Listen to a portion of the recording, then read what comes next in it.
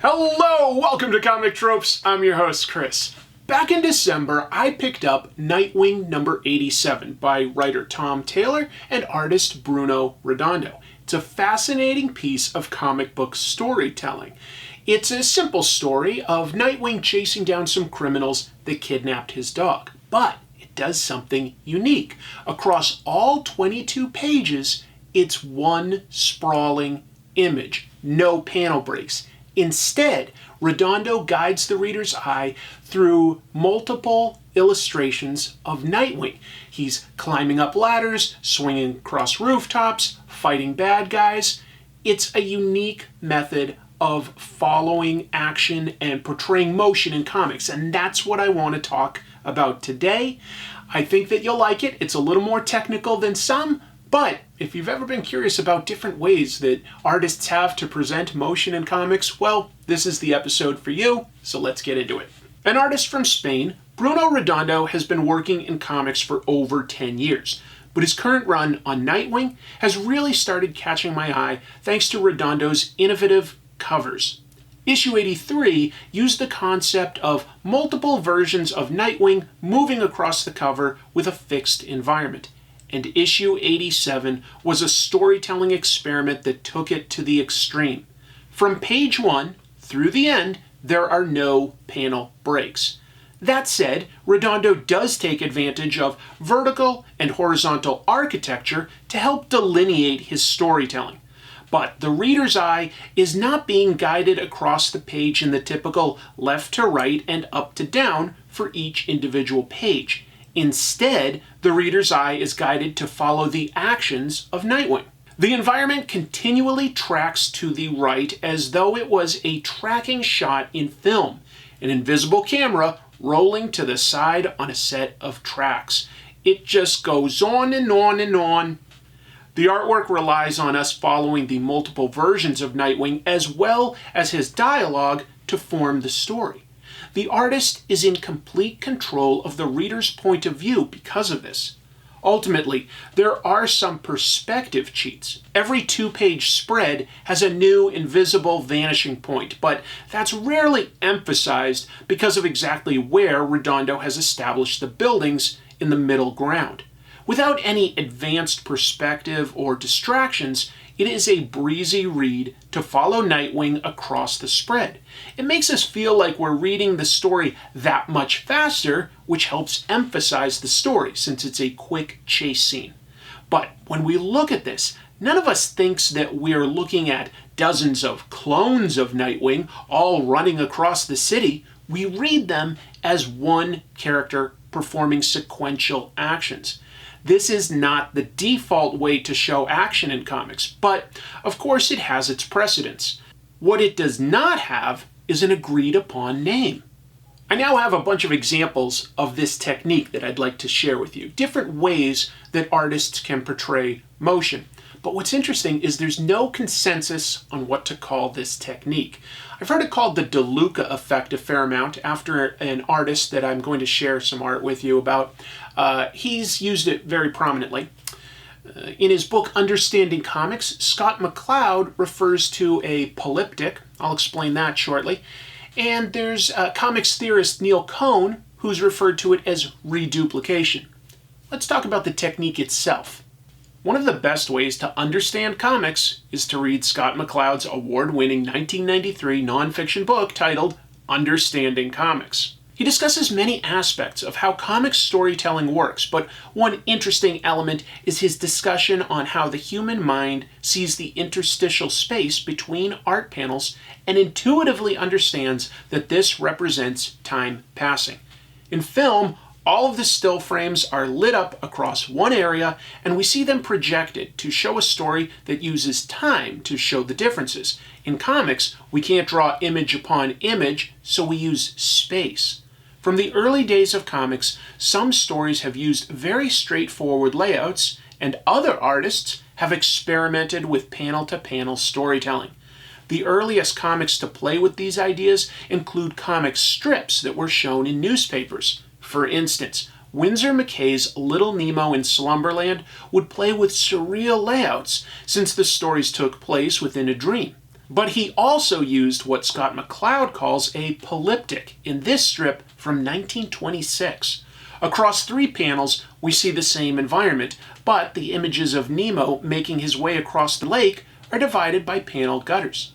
In the 1930s, Frank King's comic strip Gasoline Alley used the panels to divide up an isometric view of the beach. The environment itself doesn't really change, but main character Walt stumbles and bumbles his way across the beach through the crowd to get to the ocean. Again, a polyptych. But what other ways do comics use multiple images of the character? One of the most common ones that most of us come across is motion. Early superhero stories like Superman would use speed lines to indicate motion. That began to evolve into more nuanced interpretations by the 1960s and 70s. For example, Carmine Infantino included within the speed lines multiple versions of Speedster the Flash. One element that was used to aid in the idea that these were not multiple people dressed the same was how the colorist would often illustrate the ones behind the character closest to the forefront in muted colors. We'd see artists use the same effect on Daredevil and Spider-Man as they moved rapidly through their environments. It didn't have to be full figures either. Artists might draw multiple fists, for example, to indicate a flurry of punches. Manga adopted this technique and still uses it prominently.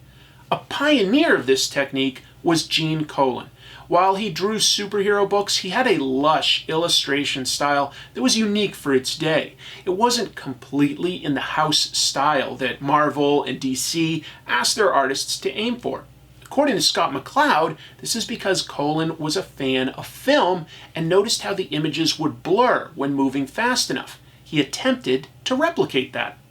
But an even earlier example, and one I've argued is more influential, was Bernie Krigstein's story, The Master Race. That was printed in Impact by EC Comics back in 1955. I've made an episode all about it, but relevant to today is this final page of the story. At the top, we see Krigstein use the polyptych approach to show a man stumble and fall off a subway platform. In the following row, the subway rumbles by, and Krigstein uses the reduplication effect to show the blur of a fast object passing by. One final variation on this technique worth mentioning is transformation. That's when an artist shows something changing rapidly. Good examples of this include Hulk comics, where Bruce Banner rapidly transitions into the Hulk within the same environment. Other characters that frequently need this technique applied include Ghost Rider, She-Hulk, and the Transformers. So, now that we've talked about some of the examples of this technique, let's fly over to Europe to look at the artwork of Gianni De Luca, a pioneer who really expanded this technique in the 1970s. We're going to discuss what he did and why. Gianni De Luca was an Italian artist who worked in comics since the mid-1940s. Formerly an architectural student, his line work was clean and precise, and he had an eye for unique layouts. In 1969, he started his most famous creation, Commissario Spada, about an Italian detective. He began experimenting with laying his figures closer and closer together to both show movement through a scene and to pace dialogue best. In the 1970s, he adapted 3 of Shakespeare's plays into comics and pushed those techniques even further by eliminating panels and showing overlapping figures moving through a scene. For instance, with 30,000 words to Hamlet and a scant 48 pages to adapt the story, De Luca follows his protagonist as he moves through the set or engages in fight scenes. De Luca has Hamlet move across the page in methods counterintuitive to conventional storytelling. Hamlet may pace counterclockwise, for example, instead of following the reading patterns of left to right and up to down. But the reader can still follow the scene by moving their eye towards Hamlet's forward motion, always guiding the eye to the next pose. He plays with the borders of the story, as in this scene, with Hamlet peeling back the curtain to find Polonius's body. It's interesting to note that in the colored versions of these stories, the previous figures are not colored in muted hues, like you'd see with, say, Spider-Man. I have no evidence that artist and writer Frank Miller read and was inspired by De Luca, but taking a look at this monologue in Elektra Lives Again, with its detailed architecture, it seems possible. At a minimum, it represents parallel thinking. And British writer Alan Moore has employed repeated characters in several of his books using different artists, so it's definitely a technique he likes to employ. For example, this scene in Watchmen with artist Dave Gibbons starts with characters inside a ship and, by the end, exit that ship across a 3-panel polyptych. Similarly, Moore uses some full-page spreads that are polyptychs in Promethea issue 11 with artist J.H. Williams III. And even more ambitiously, in issue 15, across a 2-page spread, a pair of characters get trapped walking on an infinite Mobius loop, even noting that they can see and hear previous versions of themselves. What does it take to make this technique work? Is it the dialogue? I would argue that in the examples we've seen so far, if we remove the dialogue, the artwork would still make at least an emotional sense to us. I believe that what's most important is the artist's intent to guide the reader's eye. Here's a relatively new example from a few years ago. Javier Pulido drew this set of pages for his She-Hulk run with writer Charles Soule. The goal of this page is to establish the building that She-Hulk is now working in. So, while a normal page would have tiers of panels that continue to read from left to right, this page guides the reader back and forth across the page. It needs to start in the upper left-hand corner, where we expect the story to begin.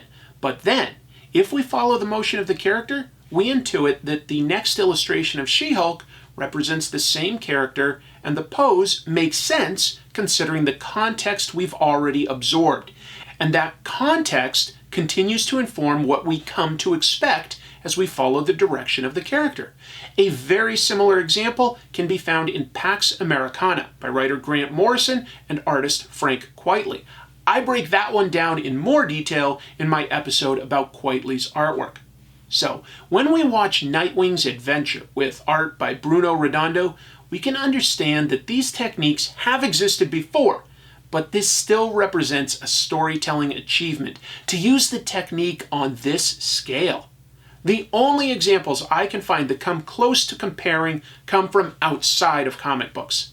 The Bayeux Tapestry comes from the 11th century and is about 230 feet long, depicting the Norman conquest of England from 1066, which just goes to show us that all artwork builds on something that came before. Ultimately, I'm not in a position to declare what this technique should be called, but the one I've come across the most would be the De Luca effect, and I like that. I think it makes sense. Gianni De Luca obviously used it more than any other artist, and I think he used it early enough that he was very likely an influence for other artists that came after him. I'd still be curious to hear from you though, aside from the De Luca effect, polyptych panels, and reduplication of characters. What other ways of showing motion do comics have? Of course we've got motion lines, but is there anything else that I haven't thought of today? I'd love to hear from you in the replies below. Thank you so much for watching. I'll be back next week with another Comic Tropes. Until then, please remember to hit things like and subscribe, and keep reading comics. Oh, but I'm not leaving yet. Yeah, I have some updates aside from this episode. One thing I wanted to share with all of you is that YouTube is currently being slammed with some scammers. It's a really dumb scam, and I think a lot of you out there are already skeptical enough. I've posted about this on social, but basically, if you see a reply to your comment and it has my avatar, that does not necessarily mean that it is me. If it's me, it says Comic Tropes, whereas the scam will often say, text me at Telegram. And they'll say that you want a prize and that you have to reach out to them. At that point, they'll show you a bunch of cool prizes, but say that you have to pay for shipping. That's the scam. They're getting you to pay for shipping. There is no prize. I just want to spread awareness because it's not happening to just my channel. I've seen it happening to a bunch of others, guys like NerdSync and Comic Pop. I've seen the same thing going on there. It's happening across YouTube. So I just wanted to share some awareness there. If you've watched this far, thank you so much for being engaged. It really helps when you watch to the end, when you hit things like and subscribe or comment. Those all really help spread the word on this channel. That helps YouTube's algorithm to suggest it to new viewers. So even if you don't feel like supporting the channel on something like Patreon, where you can get exclusives for as little as $1 a month, that's okay. As long as you're engaged, YouTube likes that, and I sincerely appreciate it. Thanks, everybody. I'll see you real soon. Thanks for watching this video. If you liked it, please consider hitting like and subscribe. If you'd like to support the show, there are merchandise links beneath the YouTube video, and you can always hit join on YouTube or visit Comic Tropes on Patreon to get access to special perks.